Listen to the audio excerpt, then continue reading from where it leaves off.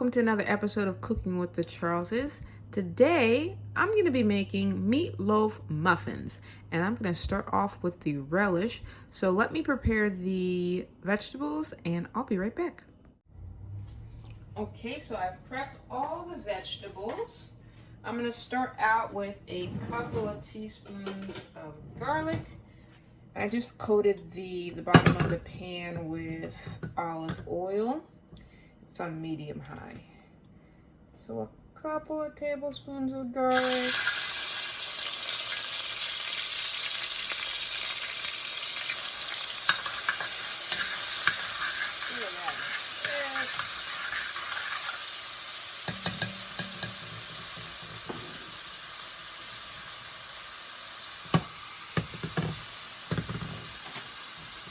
And to that, I'm going to add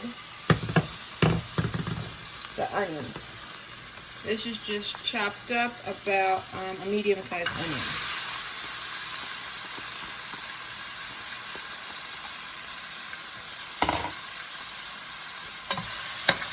Cook it until it starts to become just a bit softer, okay? So we should be in for 5 or 10 minutes. It's been about 5 minutes. I'm adding some bay leaves. That was about 2, just for the flavoring. And the reason why I'm making relish is I prefer to make the relish and add it to my meat for the flavoring. It helps to moisten it and give it a very good flavor. So that's coming along just fine. To this, I'm going to add the tomatoes. And this is about 4 tomatoes on the line.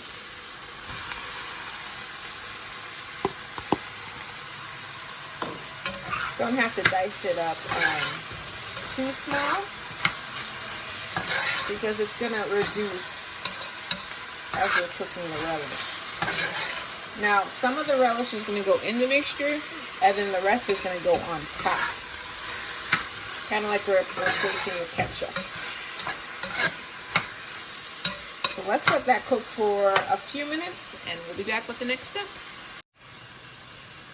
Just a few minutes, 3 minutes, about 3 minutes have passed by, and I'm going to add the bell pepper. Now I did the whole bell pepper, and it was about in between a medium and a large. If you're not a fan of bell pepper, cut back on it. But sometimes the flavor of bell pepper can be a bit overwhelming, but I do enjoy the flavor. So I add bell pepper. Let's let that cook for a few minutes, and we'll be back with the next step. Only a couple of minutes have passed by. I'm ready to add the ketchup. This is about a 24-ounce bottle of ketchup. The tomatoes are releasing some liquid, so I did add a bit more of olive oil. We'll get all that ketchup in.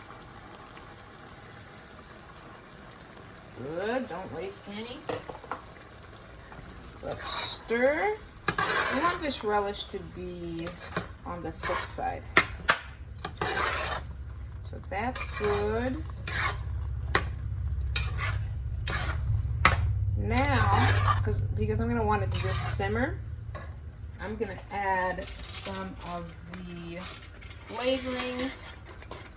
I have 2 tablespoons of Worcestershire sauce and 1 tablespoon of soy sauce. Adding that to the mixture. I've got about 2 tablespoons of epis, and you can watch our other video to get that. I'll try to remember to link it in the description. And then I also am going to add a little bit of black pepper by a little bit. If you do like maybe like half a teaspoon should be good. Let's start off with half a teaspoon each. This is umami season. And then I'm going to do a quarter teaspoon of the clove powder. And just about half a tablespoon of salt. Let's stir that in.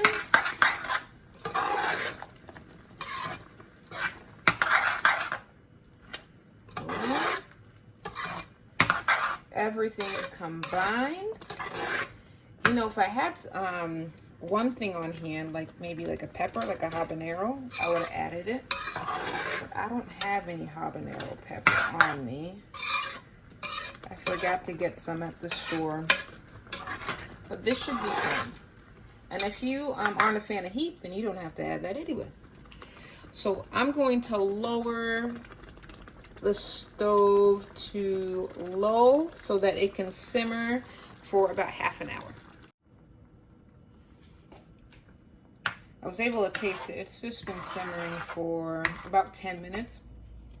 And it didn't taste how I wanted it to, so I added a little bit of chicken maggi, about half a tablespoon. And then I also added just another half teaspoon of the umami seasoning. I added another quarter teaspoon of ground cloves to make it a half a teaspoon. And then, I also added some of this everything shroom spice.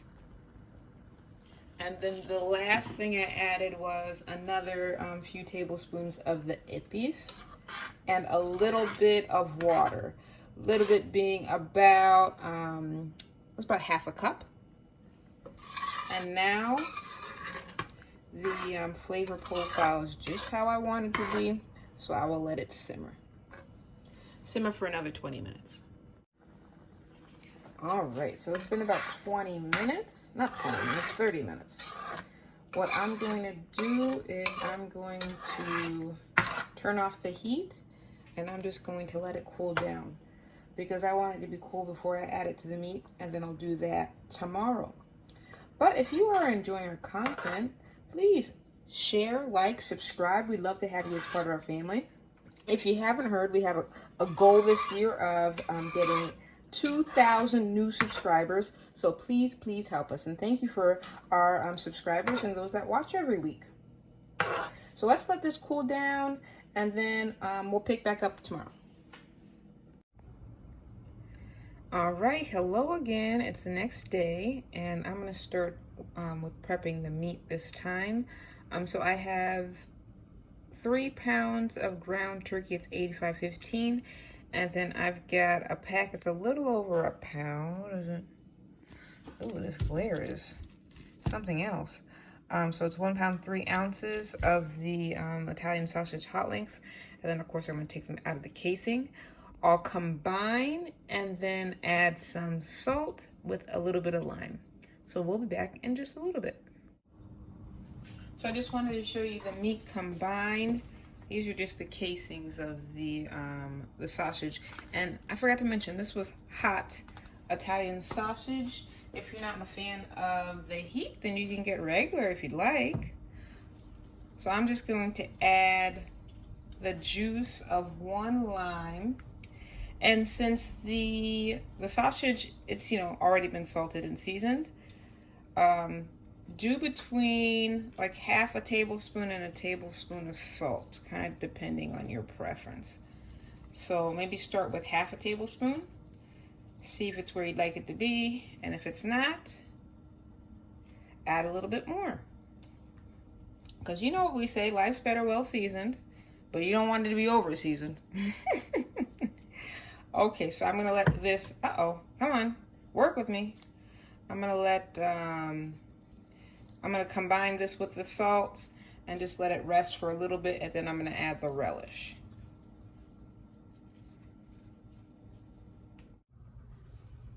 So it's been about an hour, and I'm going to add the rest of the ingredients. I've got it's about a cup and a half of the relish. Let me show you the consistency here. You want it to be thick. So I've got it here. See? Nice and thick. So we're just gonna add that to our meat mixture. I also have 2 eggs. And you know, I'm thinking I'm just gonna mix them up.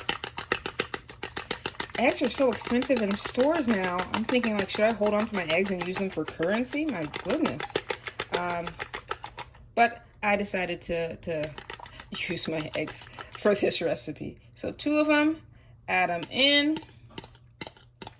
And I also have some breadcrumbs on the side. I'm just gonna use the breadcrumbs to combine if I think it needs it, which I think it might. So give me a minute, I'll be right back. This is how the mixture looks when it's combined. It only took a couple of minutes. I've got a cup of, it's a little under than a cup of panko breadcrumbs. And I'm just going to add half, combine, and then we'll see how it looks like. And sometimes when I'm adding breadcrumbs, or if you know you have like stale bread, you can add that too. But for the stale bread, I like to add some liquid to it. So sometimes I just I would take the egg mixture and pour a little bit over the day-old bread just to get it through the mixture a bit easier. And you can do that with breadcrumbs as well, but I didn't feel the need to do that since breadcrumbs they're easier to work with than day-old bread. Actually, for meatballs, we use mashed potatoes as the binder. That's very good. One of these days I'll make meatballs. And then I'm gonna just finish that off. Whoop, and combine. But then after I'm finished combining, I'm just going to let it rest just a little bit before I put it in into the cupcake molds. I haven't decided if I'm gonna do it today or tomorrow because my sisters are coming over later, like in a couple of hours. We're gonna have a sisters like movie night, and I want them to be surprised for tomorrow. So you know what, I might pop this in the fridge, let all the ingredients mingle, and then finish it off tomorrow. But you don't have to. If you're doing this for your family, you can probably just let it rest for a half hour or so and then put it into the molds. So it's looking pretty good. It's smelling fantastic. I'm gonna leave mine for tomorrow. See you then. Good morning, we're back. Forgive my voice, I'm feeling a little under the weather today, but you know, the show must go on. I must eat. So I've got these muffin pans here. They're just the disposable ones. I like these because it's easy cleanup.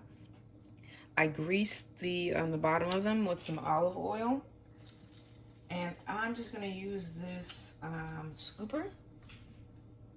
I got a scoop. I'll put them in. Ooh, it makes it so nice and easy. And you'll know that each muffin of these meatloaf muffins is going to be about the same size. So no guessing in that. And just scoot it a little bit in that pan. The oven is preset to 350 as well. So go in there. A couple more. And I'm not sure how much these are going to make. But I've got 4 of these pans. I'll make 24. And then if I have to, I will get some of my cupcake pans and put a liner in there to finish it off. But let's start with these. So those are in the pan. What I'm gonna do is I'm gonna top it with some relish. There you go.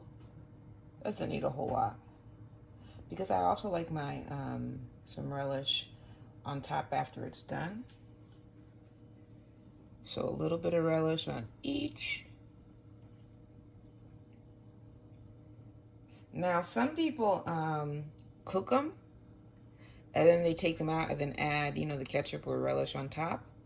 I like things to just be simple, and I say, well, why am I gonna put it in the oven and take it out if I could just put it on before? So I just like to skip that step and add the relish. And I think that the relish helps to, on top, helps to keep it moist as well. So whatever you prefer. And after I'm done with adding the relish, I'm going to pop them in the oven. Remember I said it's at 350 for about half an hour. And voila, you will have your muffins. But I guess we have to wait the half hour, huh? So that's how they're looking. Ooh, they're looking pretty nice. I like them. I'm gonna see you in about half an hour, okay? All right, here are the meatloaf muffins, fresh out of the oven. We're just gonna let them cool down a little bit. Don't they look so juicy and delicious? I left them in the oven for about 35 minutes, because I just took them out. I put an extra 5 minutes after the timer went off. And I had enough to make a little casserole dish out of the rest. I opted out of getting another muffin pan because there wouldn't be enough to fill it anyway. I texted my friend Veronica and I said, Veronica, what are you eating today? I have a meatloaf with your name on it. And she texted me back, she's like, I'm eating meatloaf today. And here are our meatloaf muffins. My mom was just saying that how nice they look. I plated some for my mom. I've got some garlic rice along with the meatloaf muffins. Let's see what she thinks. Hi, Mom. Hi. I'm going to test it now. Okay. And I'm going to tell you guys the truth. Yes, you always speak the truth. Mm-hmm.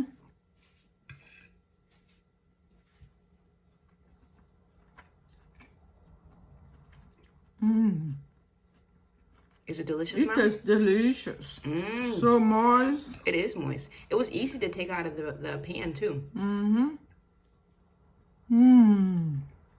Well, this recipe has been Mom approved, so I'm sure that everyone who tries it will love it. Thank you so much for joining us. If you enjoy our content, please like, share, and subscribe. Remember, we've got a goal of reaching 2,000 new subscribers this year, and we need all of your help. Thank you for everyone who is already subscribed, and we'll see you next week. And remember, life's better, well seasoned. Bye. Bye.